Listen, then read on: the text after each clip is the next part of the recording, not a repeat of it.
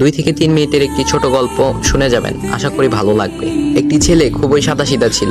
সে একটি দোকানে চাকরি করত। ছেলেটির বেতন ছিল মাত্র 5,000 টাকা। ছেলেটির দোকানের সামনে দিয়ে প্রতিদিন একটি মেয়ে স্কুলে যেত। মেয়েটি প্রতিদিন বোরকা পরে যেত, কিন্তু প্রায়ই মুখটা খোলা থাকতো। একদিন হঠাৎ করে ছেলেটির নজর পড়লো মেয়েটির দিকে। এভাবে বেশ কয়েকদিন যাবার পর মেয়েটি বুঝতে পারলো ছেলেটি তাকে লক্ষ্য করে। মেয়েটিও বাঁকা চোখে ছেলেটির দিকে তাকাতে শুরু করলো। ছেলেটি মেয়ের চলাফেরা দেখে মুগ্ধ হলো।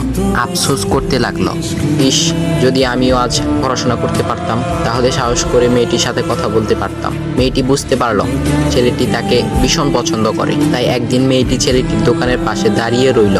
তখন ছেলেটি দুপুরের খাবার খাওয়ার জন্য দোকানের বাইরে আসে। সে চায়ের দোকানে গিয়ে 5 টাকার একটি রুটি খেয়ে পানি পান করে আসতে লাগলো।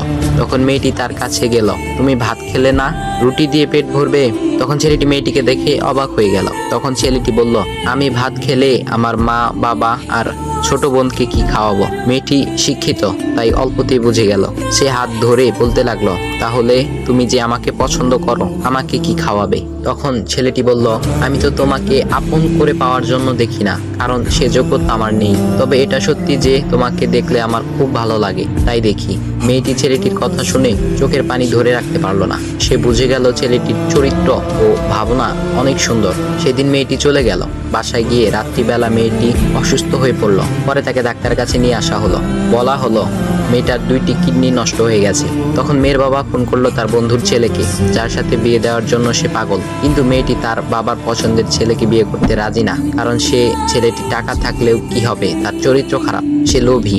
এদিকে মেয়েটির কোনো লোভ ছিল না। যাই হোক, হবু জামাই আসার পর তাকে সব খুলে বলল, তোমার থেকে একটি কিডনি খুলে আমার মেয়েকে দাও। তুমি তো বলছো আমার মেয়েকে তুমি অনেক ভালোবাসো, তাকে পেলে তুমি ভালো হয়ে যাবে, তাহলে আজ পরীক্ষা দাও।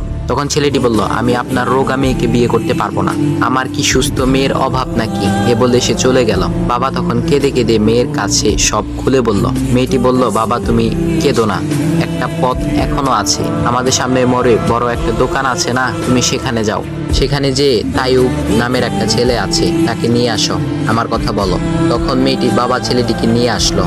মেয়েটিকে দেখে ছেলেটির চোখ ভিজে পানি পড়তে লাগলো, কারণ মেয়ের বাবা তাকে সব খুলে বলেছে। তখন ছেলেটি মেয়েটিকে বলল, তুমি আমাকে একটা কিডনি দিবে? ছেলেটি বলল, কিডনি দেবার জন্যই আমি এসেছি। মেয়েটি তাকে বলল, তুমি কি চাও?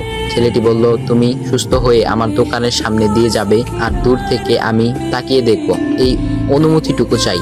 এ কথা শুনে মেয়েটিও ও তার বাবা তাদের চোখের পানি ধরে রাখতে পারলো না। অবশেষে মেয়েটি বিছানা থেকে উঠে ছেলেটির 2 পা জড়িয়ে ধরে বলল, এ জীবনে তোমার থেকে আমাকে মৃত্যু ছাড়া আর কেউ আলাদা করতে পারবে না। তারপর মেয়েটি বলল, আমার কোনো কিডনি নষ্ট হয়নি, এসব ছিল আমার সাজানো নাটক। আমি যা ভেবেছিলাম তাই হয়েছে। তোমাকে দেখে বুঝেছিলাম তুমি আমার একমাত্র যোগ্য। এখন ভাই, তোমাদের এত সুন্দর একটা গল্প শোনালাম।